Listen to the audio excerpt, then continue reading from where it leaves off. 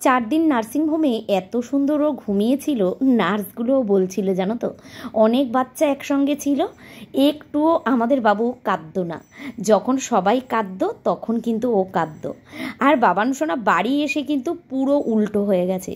গতকাল সারা রাত কেউ ঘুমায়নি, শুধু ছেলেরাই ঘুমিয়েছে, তাও কোনো রকম জানো না।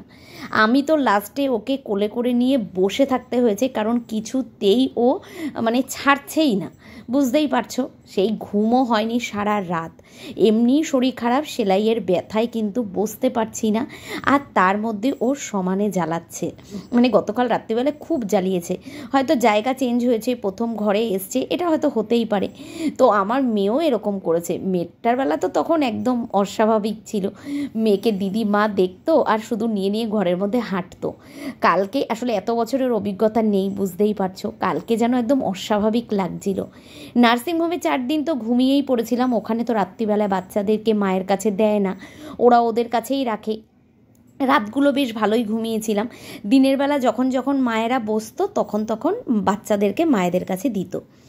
আর তখন তো আমার বেস্ট ফিটিং করানোর মতো অবস্থাও ছিল না, তো আমি সেরকম একটা বাবান সোনাকে নিতামও না। এবার কি হয়েছে, কালকে রাত্রিবেলায় এত কষ্ট হয়েছে বিশ্বাস করো। তো তারপরেই তোমাদের দাদাভাই সকালবেলায় ঘুম থেকে উঠেই দৌড়ে চলে গেল বাপের বাড়িতে। বলল আগে এটার ব্যবস্থা করব। আমরা এটা প্ল্যান করেই রেখেছিলাম জানো তো, ঘরের মধ্যে একটা দোলনা বানাবো। তো তোমাদের দাদাভাই সেম এইভাবে দোলনা কিন্তু আমার মেয়েকেও বানিয়ে দিয়েছিল। তখন আমাদের বাঁশের ঘর ছিল, কিন্তু তখন আমি এরকম শাড়ি দিয়েই দোলনা বানিয়েছিলাম। প্রথমে তো তোমাদের দাদাভাই দোলনা কিনে নিয়ে এসেছিল, যেই সুন্দর যেই সাজানো দোলনাগুলো পাওয়া যায়। তো মনা কিন্তু কিছুতেই ওটার মধ্যে শুতো না, ঠেলে ঠেলে উঠে যেত। আর এবার বাবার সোনা হওয়ার আগেই ওর মামা ঠিক করে রেখেছিল ওরকম একটা দোলনা ওকে দেবে। তবে যখন থেকে আমি জানতে পেরেছি তখন থেকেই বলেছি একদম বেকার, এতে টাকা খরচা করিস না। কারণ বাবান কিন্তু বাচ্চারা কিন্তু ওতে একদম শুতে পছন্দ করে না। তো আমার অভিজ্ঞতায় আমার দিদির ছেলে মেয়েকেও দেখেছি এইভাবেই মানুষ করেছে। তো যাই হোক, ভাই তো দোলনাটা টানানো দেখে ভয় পাচ্ছে, বলছে না দিদি কীরকম হবে, ও শোবে, ছিঁড়ে ঠিড়ে পড়বে না তো? আমি বললাম কিচ্ছু হবে না। তোমাদের দাদাভাই এত সুন্দর দোলনাটা বানিয়েছে, তোমাদেরকে পরে দেখাচ্ছি। তো দোলনাটায় কিছুতেই ওরা বিছানাটা পাততে পারছিল না। তো আমি বললাম ঠিক আছে রাখো, বাবান তো আমার কোলে আছে এখন। আমি বললাম এরপরে যখন আমি দাঁড়াবো ওকে কেউ একটু কোলে নেবে, আমি সুন্দর করে বিছানাটা পেতে দেবো। আগের থেকে এখন অনেকটা ভালো আছি। আসলে কি বলো তো, মনের জোর নিয়ে আমি সবসময় উঠে দাঁড়াচ্ছি। মনের জোরটা যদি হারিয়ে ফেলি না, এখন একদম বিছানায় পড়ে যাব। আর সত্যি কথা বলতে বিছানায় শুয়ে থাকতে আমার একদম ভালো লাগে না, এটা তোমরা ভালো করেই জানো। পেটে থাকা অবস্থায় এমনকি এখন দেখতে দেখতে অনেক কটা দিন হয়ে গেছে, সেই কারণেই হয়তো এত সুন্দরভাবে কথাগুলো তোমাদেরকে বলতে পারছি। যাই হোক, দেখো দোলনাটা কেমন হয়েছে। এরপরেও এখনও দোলনার ভেতরে অনেক কাজ আছে, ওগুলো তোমাদের দেখাবো।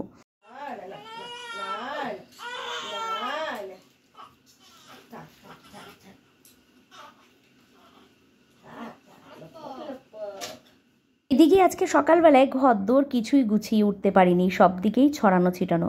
বুঝতেই পারছো এতদিন পর কালকে বাড়ি এসেছি, আর তারপরে বাবান সোনার জিনিসপত্র দিয়ে চারিদিকে ছড়ানো, আর লোকজনও বেশি। তো কোনো রকম ঘরটা ঝাঁপ দিয়ে কাজের দিদি ঘরটা ঝাড় দিয়ে ঘর মুছে দিয়ে চলে গেছে। আর দেখো এই যে দোলনাটা তোমাদের দেখালাম, ঠিক আছে। তো যাই হোক, দেখো এখানে তো রেডি হয়ে গেছে, মনা রেডি হয়েছে, আর ওর মনি রেডি হয়েছে, আর যাবে সঙ্গে তোমাদের দাদাভাই। কেন বলো তো, যাবে হচ্ছে আজকে বাবান সোনার কটা পরীক্ষা আছে, ব্লাড পরীক্ষা হবে, ব্লাড গ্রুপ পরীক্ষা হবে, আরও 2-3টে পরীক্ষা আছে। তো সেগুলো করানোর জন্য কিন্তু নিয়ে যাচ্ছে। আমি যেতে পারলাম না, আমার যাওয়ার ইচ্ছে ছিল, কারণ টোটোতে বসে আমি যেতে পারবো না, কারণ টোটোতে ঝাঁকুনি কতটা হয় জানোই। তো ওখান থেকে আমরা বলেছিলাম বাড়িতে এসে রক্তটা নিতে, কিন্তু ওরা বলল বাড়িতে এসে নেওয়ার থেকে ওখানে নিয়ে গেলে ওদের আরও লোক থাকে তো সুবিধা হবে। তো সেই কারণে তোমাদের দাদাভাই যাচ্ছে সঙ্গে, আর জয়ী দেখতেই পাচ্ছ নিয়েছে, আর মেয়ে যাচ্ছে সাথে। এদিকে দেখি বাইরে বেরিয়ে সমস্ত কিছু কাজকর্ম কাঁচা ধোয়া সব মোটামুটি দিদি আর মা মিলে করে ফেলেছে। তারপরে অনেকটা টাইম কেটে গেছে, আমি আস্তে ধীরে ঘরটা গুছিয়ে রেখেছি, শুধু বিছানার চাদরটা চেঞ্জ করার ছিল, তো সেটাই এখন চেঞ্জ করতে নিয়েছে মেয়েকে বললাম বিছানার চাদরটা চেঞ্জ করে দে। আসলে ওই চাদরটা নতুন তো, খসখসে চাদরটা আমার যেন কেমন একটা লাগছিল, তো চাদরটা চেঞ্জ করে দিলাম। আর এদিকে দেখো রান্নাঘরটা এখন গোছাতে এসেছি, মানে মোটামুটি সকালবেলা ঘরদোর মোছা ঝাড়া এগুলো তো সব হয়ে গেছে, কিন্তু গোছাগাছির কাজগুলো কিছু হয়নি। এই যে তোমাদের বললাম না, মনের জোর নিয়ে কিন্তু আমি সমস্ত কাজগুলোই করছি। আসলে এই কাজগুলো কি বলো তো, আমি নিজের হাতে না করলে শান্তি পাই না। ওই যে 4টে দিন আমি নার্সিংহোমে যে কিভাবে কাটিয়েছি একমাত্র আমিই জানি। যারা সংসারকে ভালোবাসে, নিজের সংসারকে নিজের মতো করে সাজিয়ে রাখে না, তাদের শরীরের শারীরিক সমস্যাগুলো কোনো সময় কিন্তু বড় হয়ে ওঠে না। মনের জোর নিয়ে কিন্তু সমস্তটা সামলে নেওয়া যায়। এই যে এই সময়ে দেখো আমি কাজগুলো করছি ঠিকই, দেখো কষ্ট তো আমার হচ্ছিলই, কিন্তু তবু আমি শান্তি পাচ্ছিলাম যে না, আমি নিজের সংসারে আবার চলে এসেছি, আবার আমি গুছিয়ে গাছিয়ে আমার কাজগুলো আবার আমিই করব। যদিও বা মা, দিদি, জয়ী ওরা সবাই বারণ করছিল, কিন্তু সত্যি কথা বলতে আমার সবাই কাজ করছে, আমার শুয়ে বসে থাকতে কেমন যেন একটা লাগছিল। তোমরা হয়তো সবাই একটা জিনিস লক্ষ্য করেছো, দেখো আমার হাতগুলো একদম ফাঁকা ফাঁকা লাগছে। এখানে বাবানের বোতল মানে দুধের বোতলগুলো এখন ফোটাতে নিয়েছি, বুঝেছো। সবসময় তো ও খেয়ে উঠতে পারে না, তো আমি দুধটা স্টকে রেখে দিই, তো তারপরে ওকে আবার খাওয়াই। সবসময় মানে ঘুমিয়েই থাকে, তো সেই কারণে হয় না। যাই হোক, খাওয়ানো হয় না, তো আমি তুলে রেখে দিই, আর কোনো সময় প্রয়োজন পড়লে তখন একটু পাউডার মিল্ক খাওয়াই, মানে ওটাও ঠেকার জন্য রেখেছি। কোনো সময় আমি বসে দিতে পারলাম না তখনের জন্য, সেই কারণে বোতলগুলো ফুটিয়ে সুন্দর করে একেবারে পরিষ্কার করে রাখলাম। আর একটা জিনিস লক্ষ্য করেছো তোমরা, আমার হাতটা ডেলিভারি যেদিনকে হয়, আমি যেদিন ভর্তি হতে গেলাম বাড়ির থেকে, তো আমি কিছু খুলে যাইনি, কারণ আমি সত্যি কথা মাথায় ছিল না, যা যন্ত্রণা নিয়ে ঘর থেকে বেরিয়েছিলাম আর মাথায় ছিল না যে শাখা টাকা সমস্ত কিছু খুলে যেতে হবে। আর আমি লাস্টে এত ফুলে গেছিলাম, তোমরা তো ভিডিওতেও দেখেছো, মানে আমার হাতের শাখা আর ঘুরছিল না। হঠাৎ করে 2 দিন ধরে আমি ওরকম ফুলে গেছিলাম, জানো তো, হাতের শাখা আর ঘুরছিল না। তারপরে লাস্টে ওরা তো ওখান থেকে বললো শাখা, কানের, নাকের সব খুলে ফেলতে হবে। সব কিছু খুলেছি, কিন্তু হাতের শাখাটা আর খুলতে পারিনি। লাস্টে সেই শাখা খুলতে গিয়ে আমার হাত পুরো কেটে একদম বেরিয়ে গেছে, মানে শাখা বেড়ে গেছে পুরো, নিজে থেকেই জোরে চাপ পড়েছে আর বেড়ে গেছে। তারপরে তো সেই সারা মানে ডান হাতে চ্যালেঞ্জ করেছিল, আর হাত কেটে পুরো রক্ত পড়ছিল, তো সেই কারণেই আমি হাতে কোনো চুড়ি পরতে পারছিলাম না। এখন পরেছি, আগের পুরনো দুটো শাখা আছে, তো সেই দুটোকেই বার করে পরেছি। তো 2-3 দিন আমি পরতে পারিনি, তাও বিকেলবেলা আমি পরেছি। আর তোমাদের ভিডিও শুরুতেই একটা বলা ভুল হয়েছে, জানো তো, আজকে কিন্তু 6 দিন হয়ে গেল আমার ছেলের, তো আজকে 6 ষষ্ঠী। আর তোমরা গতকালকে অনেকেই কমেন্ট করেছো আমাকে, মানে কালকের ভিডিওতে তোমরা কমেন্ট করতে পারোনি যে দিদিভাই তুমি কমেন্ট সেকশনটা কেন অফ করে দিয়েছো। ওটা আমি অফ করিনি, জানো তো, ওটা অটোমেটিক ওখান থেকে ইউটিউব থেকেই অফ করে দিয়েছে। আর এই যে গতকালকে তোমাদের যেই ভিডিওটা পোস্ট করেছি, ওটা থেকে কিন্তু আমি কোনো বেনিফিটও পাইনি, মানে ওটায় আমার কোনো মনিটাইজেশন পড়েনি।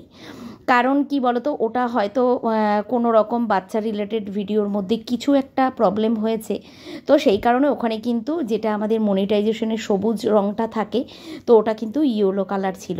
এটা আমি অনেকের ব্লগে দেখেছি, মানে যারা বাচ্চা নিয়ে এখন ঘর করছে, এপি ব্লগসের কথা বলছি, ওকে আমি প্রিয়াকে দেখেছি, ওরও কিন্তু এরকম অনেক ভিডিও হয়েছে। তো আমার সত্যি কথা ভিডিও কালকে ডিলিট করতে ইচ্ছেও করছিল না, ভাবলাম না চলো, ইনকাম না থাকুক, ভালোবাসার মানুষদের জন্য এই যে এইটুকুনি আমি দেখাতে পারছি এটাই অনেক। তো সেই কারণে কালকে কিন্তু ভিডিওটা আমি কিছুই করিনি, ওইভাবেই রেখে দিয়েছি। দরজাটা বন্ধ করে রেখেছি, হ্যাঁ, বাইরে দিদি রান্না করছে, তো সমস্ত রান্নার তেল মশলাগুলো ঘরের ভেতর ঢুকে যাচ্ছে। পাখা চালিয়েছি, এত গরম লাগছে, মোটেই ভাবছিলাম যে আমি যাব, গিয়ে জামা কাপড়টা ছেড়ে ফ্রেশ হয়ে আসি, সকালের খাওয়া দাওয়ার হয়ে গেছে, তো ছেলে উঠে গেছে, তো দেখলাম যে উঠে গেছে, কান্না করছে, মানে উঠেনি, মোড়ামুড়ি ছাড়ছে। তারপরে এসে দেখলাম টয়লেট করেছে, তো ওটাকে পরিষ্কার করব, আর উঠালাম, আবার একটুখানি খাইয়েও দিলাম। হাতগুলো কেমন লাগছে না, শাখা টাকা কিছু পরতে পারছি না, মানে আমার হাতে কিছু ঢুকছেই না। আর আজ 6 ষষ্ঠীর দিন পার হয়ে গেলে, তো শাশুড়ি মা বললো তারপরেই পড়ো, 6 ষষ্ঠীর দিনটা হয়ে যাক, পড়নি যখন আর নতুন করে কিছু পড়তে হবে না, তো সেই কারণে আর পড়িনি। আর স্নান তো এখন আমি করতে পারছি না, স্নান করতে এখনও ধরো আমার 4-5 দিন দেরি আছে, কারণ আমার পেস্টিংয়ের ওই জায়গাটা খুলবো যেদিন, তারপরে ডাক্তার দেখাবো, দেখে এসে ডাক্তারবাবু বলবে যখন, তখন স্নান করব। মানে স্নান করতে পারছি না বলে আরও শরীরটা ঠিক ভালো লাগছে না, তবে কালকের তুলনায় আজকে অনেক ভালো আছি। তো বসতে টসতেও সেরকম একটা অসুবিধা হচ্ছে না। দিদি রান্না বসিয়ে দিয়েছে, আর ওকে এখন খাইয়ে আমার কোলেই শুয়ে রেখেছি। তো আমি উঠতে পারছি না, আমি রানিংয়ে ওঠানামা করতে পারি না, অসুবিধা হয়। তো দিদিকে বললাম তুই হাতের কাজটা সেরে আয়, এসে ওকে একটুখানি দোলনায় আবার শুয়ে দে। দোলনাটা হয়ে সবথেকে বেশি সুবিধা, মানে যাদের অভিজ্ঞতা আছে, নতুন মানে আগের অভিজ্ঞতা যাদের আছে তাদের কোনো অসুবিধা হবে না। এরকম দোলনা বানিয়ে নিলে কোনো অসুবিধা হবে না। আর এই দোলনা ছাড়া সত্যি কথা দোলনা আমার ভালোও লাগে না। ভাই বলেছিল কিনবে, দিদিও বলেছিল কিনবে, আমি সবাইকে বারণ করেছি দোলনা কেউ কিনবি না, কারণ আমি ওই দোলনা ইউজই করবো না। আমার মেয়ের বেলাও ছিল, আমার গুলুর বেলাও ছিল দোলনা, কেউ শুতো না, সবাইকে এই রকমের বানিয়ে এগুলোতেই সারা দিন ভালো ঘুমায়। আগের দিন তো ঘুমাতেই পারিনি, আজকে কালকে রাত্রিবেলা ঘুম সবার ভালো হয়েছে, ওরও ভালো হয়েছে। রান্নাবান্না দিদি বসিয়েছে, কি রান্না হচ্ছে পরে দেখাচ্ছি, কারণ এখন আমার জন্য আলাদা রান্না হয়, আবার সবার জন্য আলাদা রান্না হয়। তবে ভাই আর জয়ী আজকে আর আসবে না, ওরা বিকেলবেলা আসবে। ঠিক আছে, চলো দিদি এসছে, দিদিকে দিয়ে ও দোলনায় শুইয়ে দিই, শোয়ানোর পরে তারপরে আমি যাব ফ্রেশ হব। তোমাদের দাদাভাই আর মেয়ে গেছিল নার্সিংহোমে, আমার বাবান সোনার কিছু কাগজপত্র ওখানে ছিল, সেগুলো আনার জন্য, ওই যে বার্থ সার্টিফিকেটের জন্য যে কাগজপত্র থাকে, তো সেগুলো আনার জন্য গেছিল।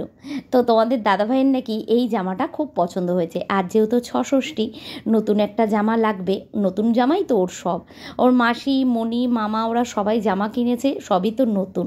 কিন্তু ওর বাবা বলছে আমি তো একটাও কিনিনি, আমার ছেলে ঘরে আসার পর থেকে আমি কিন্তু নিজে একটাও জামা হাতে করে ওর জন্য কিনিনি। তো সেই কারণে ওর জন্য একটা জামা নিয়ে আসলাম, এইটা আজকে তুমি 6ষষ্ঠীর দিন ওকে পরাবা। তবে কি বলো তো, পরাতে আর পারিনি, কারণ জামাটা ধোয়াই হয়নি, মানে খেয়াল ছিল না, অনেক বেলা করে নিয়ে এসছে। তো মা বললো অত বেলাতে আর জামা কাপড় ধুস না, কারণ বাচ্চার ঠান্ডা লাগবে, বেশি বেলা করে জামা কাপড় ধুস না। যাই হোক, এখানে দেখো রান্নাবান্না হয়ে গেছে। আমি খাবো ডাল, পেঁয়াজ কালো জিরে আর রসুন দিয়ে আমাকে ভাজা করে দিয়েছে ওটা, আর হচ্ছে আর যেন আমি কী খেয়েছিলাম বলছি তোমাদের, আমি একটুখানি দেখে নিই। হ্যাঁ, আমি এটাই খেয়েছিলাম। আর ওদের জন্য করেছিল সর্ষে বাটা দিয়ে চিংড়ি মাছ, আর তার সঙ্গে করেছিল বোয়াল মাছ। আমি কিন্তু ওগুলো কিছু খাইনি, কারণ আমি এখন একদম হালকা পাতলা খাবার খাচ্ছি, কারণ যেহেতু বাবান সোনার মানে বেস্ট ফিটিং করাচ্ছি, তো ওর সমস্যা হবে, সেই কারণে কিন্তু আমি হালকা পাতলাই খাওয়া দাওয়াগুলো করছি।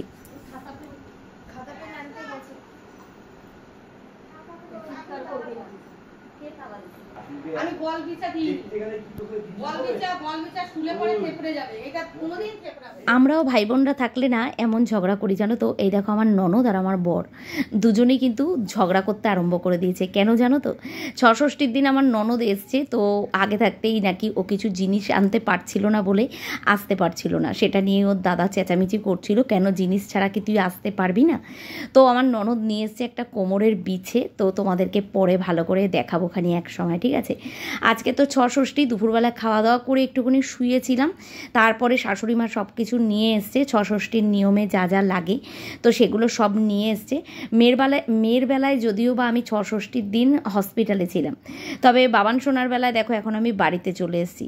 তো আমার ননদ তাই বলছে যে ওদের একরকম নিয়ম, আমাদের একরকম নিয়ম, মানে ওর শ্বশুর বাড়িতে একরকম নিয়ম। দেখো সবার নিয়ম তো সমান হয় না। আমার শাশুড়ি মা যেরকমভাবে, ওনাকেই আমি বলেছি তুমি এটা করো, আমার মেয়ের বেলাও উনি করেছিলেন, তো আমার বাপের বাড়িতে গিয়ে তখন উনি করেছিল, তো সেই কারণে ওনাকে বলেছি তুমিই করো। এই দেখো বললাম না তোমাদের দাদাভাই জামাটা নিয়েছিল, ধুতে ভুলে গেছি, ওটা তো আর পরানো যাবে না, ওই লাল রঙের একটা জামা পরাবো, ওটাও নতুন। আমার শাশুড়ি মাও দুটো জামা নিয়েছে, এই একটা জামা আরেকটা জামা ঘরে আছে, তো সেটাও পরাতে পারিনি, কারণ ধোয়া হয়নি জামাগুলো। তো এখানে উনি মোটামুটি গুছিয়ে সব কিছু দিয়েছে, এবার মেয়ে বসেছে লিখতে। আজ তোমাদের দেখাচ্ছি আমার ছেলের ভালো নাম কি দিলাম। তো এই যে তোমরা পড়তে পারছো নাকি অবশ্যই তোমরা কমেন্ট করে জানাবে যে ওর ভালো নামটা আমি এখানে কি দিয়েছি। তো ঠিক আছে, আর ডাক নাম তো তোমাদের বলেই দিয়েছি, আমার দিদির ছেলের যেই নাম ছিল বাবান, ওই নামেই কিন্তু আমরা এখন ওকে ডাকি, বাবান সোনা বলেই ডাকি। এখানে আমাদের কলা পাতার মধ্যে ওর নামটা পুরো একদিকে ভর্তি করে লিখতে হবে, আর আরেক দিকে হরে কৃষ্ণ এটা লিখতে হবে। মানে কলা পাতার এই যে দেখতে পাচ্ছ আগার পাতা, যেটা মাঝের পাতা বলে না আগার পাতা বলে, তো সেটার একদিকে ওর নাম ভর্তি করে দিতে হবে, আর আরেক দিকে হরে কৃষ্ণ লিখে এটা ভর্তি করে দিতে হবে। দিয়ে প্রদীপ জ্বালাতে হবে, আর নতুন জামা, লোহা, কাজললতা, কালো কার, এগুলো কিন্তু সব কিছু দিতে হবে। দিয়ে ঠিয়ে তারপরে সারা রাত রাখতে হবে। কিন্তু ঘরে যেহেতু পাখা চলবে, তো শাশুড়িমা বলেছিল এটা ঘরেই করার জন্য। আমি বললাম ঘরে করো না, কারণ সারা রাতি পাখা চলবে, ওটা নিভে ঠিবে যাবে। তো সেই কারণে বললাম ওটা করো না, তাহলে বাইরেই থাক। এখানে দেখো আমার শাশুড়িমা প্রদীপ জ্বালায়নি, আর আমার ননদ তো জ্বালাবে না। ও যেহেতু বুঝতেই পারছো বিয়ে হয়ে গেলে মেয়েরা পর হয়ে যায়, তো আমাদের বংশের কারোর জ্বালাতে হবে। তো সেই কারণে আমার যা কিন্তু প্রদীপটা জ্বালালো। আমার শাশুড়িমা কেন জ্বালালো না সেটা আমি জানি না। তো নাতি নাতনির মঙ্গল কামনা তো সেটা সবাই চায়, তাই না? তবু উনি জ্বালাতে চায়নি। উনি বললো না আমি জ্বালাবো না, অন্য কেউ জ্বালাক। তো অন্য কেউ বলতে তো আমাদের গোষ্ঠীর মধ্যে আমার যাই আছে, তো আমার যা আর আমি, তো সেই কারণে আমার যাই কিন্তু প্রদীপটা জ্বালালো। এই দেখো এখানে সব কিছু করা হয়ে গেছে। এবার এখানে প্রদীপটা একদম টেবিলের নিচ করে একটু রাখতে বললাম। এই দিকের পাখাটা আজকে আর চালাবো না। এই প্রদীপটা কিন্তু সারা রাত জ্বলবে। আর রাত্রিবেলায় শাশুড়িমাও আজকে আমাদের ঘরেই শুয়েছিল প্রদীপটা দেখবে বলে। যদিও বা উনি ঘুমিয়ে পড়েছিল, আমার মা 5টার সময় ঘুমিয়েছে। সারা রাত প্রদীপটা দেখেছে আর তেল লেগেছে। আর আমার শাশুড়ি মা এসে শুতে শুতেই ঘুমিয়ে পড়েছে। তো আমার মেয়ের বেলায় আমার বাপের বাড়িতে জ্বালিয়েছিল আমার শাশুড়ি মা গিয়ে। তো তারপরে আমি তো হসপিটালে ছিলাম, আমিও ওরকম যত রাত্রি পর্যন্ত পেরেছিলাম জেগেছিলাম, কিন্তু তারপর আর বেশিক্ষণ জাগতে পারিনি। এখানে তোমাদের দাদাভাই মিষ্টি নিয়ে এসেছিল, তবে আমার বাবুকে যেদিন বাড়ি নিয়ে এসছিলাম তো সেদিনই কিন্তু সবাইকে মিষ্টি দেওয়া হয়ে গেছে। না হ্যাঁ, যেদিনকে আমি বাড়িতে ঢুকলাম সেদিনকেই কিন্তু সবাইকে মিষ্টি দেওয়া হয়ে গেছে, পাড়া প্রতিবেশী সবাইকে। তো আমরা এখন এই ষষ্ঠীর দিন আমার শাশুড়িমা বললো কিছু করতে হবে না, কাউকে দিতে হবে না। তো নিজেরাই মিষ্টি নিয়ে এসেছিলাম, সবাই খেলাম। আর 21 দিনের দিন আমাদের আতুর তুলে দেব। তো সেদিনকে গঙ্গা স্নান করে ঠোরে যা নিয়ম আছে ওইটুকুনি পালন করব। তো চলো, ভিডিওটা কিন্তু আর বেশি বড় নেই, এই অবধিই রাখলাম। তো চলো, তোমরা সবাই ভালো থেকো, সুস্থ থেকো। আবার দেখা হচ্ছে আগামীকাল নতুন সকাল নতুন একটা ভিডিওর সঙ্গে। এখন তো আমার এইভাবেই দিন কাটছে।